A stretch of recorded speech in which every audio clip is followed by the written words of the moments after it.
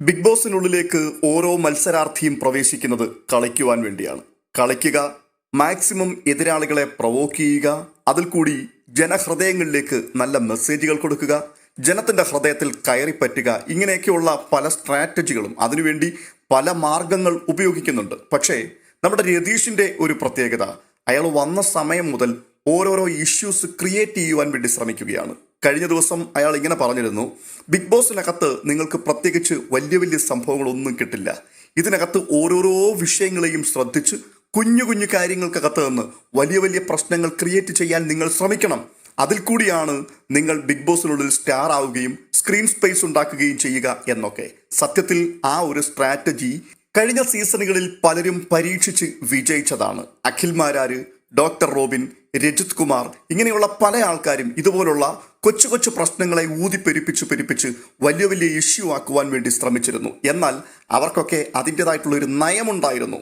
ഓരോ പ്രേക്ഷകന്റെയും ഹൃദയത്തുടിപ്പ് എന്താണെന്ന് മനസ്സിലാക്കുകയും അവർ ക്രിയേറ്റ് ചെയ്യുന്ന പ്രശ്നങ്ങൾ ന്യായമാണ് എന്നുള്ളത് മറ്റുള്ളവരുടെ ഹൃദയത്തിലേക്ക് എത്തിക്കുകയും അങ്ങനെ ജനത്തെ അവരോട് ചേർത്ത് നിർത്തുകയും ചെയ്യുവാൻ അവർക്ക് കഴിഞ്ഞിരുന്നു. എന്നാൽ ഇവിടെ രതീഷ് കുമാറിന്റെ പ്രധാനപ്പെട്ട പ്രശ്നം, രതീഷ് ഓരോ പ്രശ്നങ്ങളും ക്രിയേറ്റ് ചെയ്തിട്ട് അയാൾ പറയുകയാണ്, ഞാൻ കോണ്ടന്റ് ഉണ്ടാക്കുകയാണ്, ആൾക്കാരുടെ ഉള്ളിലേക്ക് പ്രവേശിക്കുവാൻ വേണ്ടി ഞാൻ ഓരോരോ പ്രശ്നങ്ങൾ കണ്ടെത്തുകയാണ് എന്ന് ഇയാൾ തുറന്നു പറയുകയും കൂടി ചെയ്യുമ്പോൾ സത്യത്തിൽ ആർക്കാണ് ഇയാളെ സപ്പോർട്ട് ചെയ്യാൻ തോന്നുക? ഇപ്പോൾ ലൈവിൽ ഒരു പ്രശ്നം നടന്നുകൊണ്ടിരിക്കുകയാണ്. കിച്ചണിലേക്ക് എന്നിട്ട് ചൂടുവെള്ളം അയാൾ ചോദിച്ചു. ആ സമയത്ത് യമുന പറഞ്ഞൊരു വാക്കുണ്ട്, രതീഷ, ചൂടുവെള്ളം വേണമെന്നുണ്ടെങ്കിൽ ഫ്ലാസ്കിനകത്ത് രാവിലെ മുതൽ വൈകിട്ട് വരെ കുടിക്കുവാനുള്ളത് എടുത്ത് മാറ്റി വെച്ചേക്കണം. ആ ഒരൊറ്റ വാക്ക് മാത്രമേ പറഞ്ഞുള്ളൂ. ഉടൻ തന്നെ ഇയാൾ ആ സ്ത്രീക്ക് നേരെ കലിച്ചു. ഇയാൾ പറയുക, അങ്ങനെ ഉണ്ടെങ്കിൽ നിങ്ങളുടെ പ്രത്യേക പവർ ഉപയോഗിച്ച് എൻ്റെ വെള്ളം കട്ട് ചെയ്തോളൂ, എനിക്ക് പച്ചവെള്ളം കുടിക്കാൻ പറ്റുമോ? അപ്പോൾ പുള്ളിക്കാരി പറയുകയാണ്, ഓരോ ആൾക്കാരുടെ കയ്യിലും ഓരോ ഫ്ലാസ്ക് ഉണ്ടല്ലോ, അതിനകത്ത് വെള്ളം നിറച്ചു വെച്ചേക്കാനാണ് ഞാൻ പറഞ്ഞത്. എപ്പോഴും ഇങ്ങനെ കയറിയും ഇറങ്ങിയും ചൂടുവെള്ളം എന്ന് പറഞ്ഞ് നടക്കാതിരിക്കേണ്ടതിന് വെള്ളം അതിനകത്ത് എടുത്ത് നിങ്ങൾ സ്റ്റോർ ചെയ്ത് വെച്ചോളൂ, നിങ്ങൾക്കത് ഉപയോഗിക്കാമല്ലോ. അപ്പോഴേക്കും ഇത് ഫ്ലാസ്ക് അല്ല ചേച്ചി, ഇത് വെറും വാട്ടർ ബോട്ടിലാണ്, ഇതിനകത്ത് ചൂടുവെള്ളം അങ്ങനെ സ്റ്റോർ ചെയ്യാൻ വെക്കുന്നതല്ല. അപ്പോൾ മറ്റുള്ള ഒരു കൂട്ടം ആൾക്കാർ ചാടി വീഴുന്നു അതിനകത്തേക്ക്. ഇതിനകത്ത് വെള്ളം ഒഴിച്ചു വെച്ചാൽ അതിൻ്റെ ചൂട് നിൽക്കും, അങ്ങനെയുള്ള പാത്രമാണിത്, ഇത് വലിയ ഫ്ലാസ്ക് ഒന്നും ആയിരിക്കത്തില്ല, പക്ഷേ വെള്ളം കുറെ അധിക സമയം ചൂടാക്കി വെക്കാൻ പറ്റുന്ന ഒരു വാട്ടർ ബോട്ടിൽ തന്നെയാണ് ഇത് എന്ന് പറഞ്ഞുകൊണ്ട് പല ആൾക്കാരും അവിടേക്ക് ഇറങ്ങുന്നു. ഇതൊരു വലിയ ഇഷ്യൂ ആക്കി അങ്ങോട്ട് മാറ്റുകയാണ്.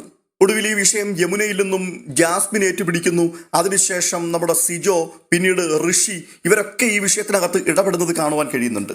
ജാസ്മിനുമായിട്ട് കുറച്ച് സമയം മൂടി പിടിച്ച ആട്ടം തന്നെയായിരുന്നു നടന്നിരുന്നത്. ജാസ്മിൻ പറയുന്ന, രതീഷേട്ടാ, നിങ്ങൾ പറയുന്നത് തെറ്റാണ്, തെറ്റ് കാണിച്ചാൽ ഞാനത് ചൂണ്ടിക്കാണിക്കും, കഴിഞ്ഞ ദിവസം ഞാൻ നിങ്ങൾക്കൊപ്പം നിന്നയാളാണ്, പക്ഷേ ഇപ്പോൾ നിങ്ങൾ ഈ കാണിക്കുന്നതും പറയുന്നതും തെറ്റാണ്, നിങ്ങൾ കണ്ടന്റ് ഉണ്ടാക്കാൻ വേണ്ടി ശ്രമിക്കുകയാണ്. അപ്പോൾ പറയുന്നത്, അതേ മോളെ, ഞാൻ കണ്ടന്റ് ഉണ്ടാക്കാൻ വേണ്ടി തന്നെയാണ് ശ്രമിക്കുന്നത്, ഞാൻ കളിക്കാൻ വന്നതാണ്, ഇതെന്റെ കളിയാണ്, ഞാനിത് കളിച്ചുകൊണ്ടേയിരിക്കും, അതുകൊണ്ട് എൻ്റെ തെറ്റൊന്നും ചൂണ്ടിക്കാണിക്കാൻ നീ വളർന്നിട്ടില്ല.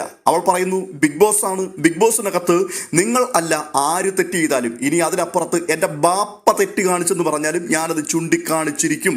രതീഷ് ചോദിക്കുന്നു, നീ ആരാ എൻ്റെ തെറ്റ് ചൂണ്ടിക്കാണിക്കാൻ? നീ അതിന് വളർന്നിട്ടില്ല എന്ന് പറഞ്ഞ് അയാൾ ജാസ്മിനുമായിട്ട് ഉടക്കുന്നു. ആ സമയത്താണ് സിജോ ഇത് കേട്ടുകൊണ്ട് വരുന്നത്. സിജോ സംസാരിക്കാൻ തുടങ്ങിയപ്പോഴേക്കും അയാൾ സിജോയെ സ്റ്റോപ്പ് ചെയ്യുവാൻ ശ്രമിക്കുകയാണ്. നീ എനിക്ക് ഇരയല്ല, നിന്റെ മുൻപിൽ എനിക്ക് സംസാരിക്കാൻ താല്പര്യവുമില്ല. സിജോ പറയുന്നു, നീ എനിക്കൊരു ഇരയാണ്, എൻ്റെ ചൂണ്ടയിൽ കൊളുത്തുവാൻ പറ്റിയ വരയാണ് നീ, നിന്നെ ഓരോ നിമിഷവും കൊരുത്ത് വെള്ളത്തിലിട്ട് ഞാൻ വലിയ മീനുകൾ പിടിച്ചുകൊണ്ടേയിരിക്കും, അതായിരിക്കും ഇനി ഇവിടെ കാണാൻ പോകുന്നത്. ചുരുക്കി പറഞ്ഞു കഴിഞ്ഞാൽ സംഗതി സർവവും രതീഷിന്റെ കയ്യിൽ നിന്നും വിട്ടുപോയി. എന്നിട്ടും ശബ്ദമുയർത്തി സംസാരിച്ച് മാക്സിമം സ്ക്രീൻ സ്പേസ് തന്നിൽ തന്നെ നിലനിർത്തുവാൻ വേണ്ടിയുള്ള തീവ്രമായ ശ്രമത്തിന്റെ ഭാഗമാണ്. ഇതെല്ലാം കഴിഞ്ഞിട്ട് ഒറ്റയ്ക്ക് എവിടെയെങ്കിലും മാറിയിരിക്കുന്ന സമയത്ത് ആരെങ്കിലും ചെല്ലുമ്പോൾ അവരോട് പറഞ്ഞു കൊടുക്കുകയും ചെയ്യും, ഇതൊക്കെ എൻ്റെ ഗെയിമാണ്, തന്ത്രപരമായിട്ട് ആൾക്കാരിലേക്ക് എത്തുവാൻ വേണ്ടിയുള്ള എൻ്റെ ഒരു സ്ട്രാറ്റജി കൂടിയാണെന്ന്. ഇതുപോലെ പല ആൾക്കാരും കോണ്ടന്റ് ക്രിയേറ്റ് ചെയ്യുവാൻ വേണ്ടി ശ്രമിച്ചിട്ടുണ്ട്. പക്ഷേ ഇതെല്ലാം കഴിഞ്ഞിട്ട് അതെൻ്റെ കളിയായിരുന്നു, ആൾക്കാരെ എന്നിലേക്ക് കൊണ്ടുവരുവാൻ വേണ്ടി ഞാൻ നടത്തിയൊരു നാടകമായിരുന്നു എന്നൊന്നും ആരും പറഞ്ഞിട്ടില്ല. ഇത് എവിടെ പോയി അവസാനിക്കും എന്നുള്ളത് കണ്ടറിയണം. എന്തായാലും ബാക്കിയുള്ള വിശേഷങ്ങൾക്ക് വേണ്ടി കാത്തിരിക്കാം.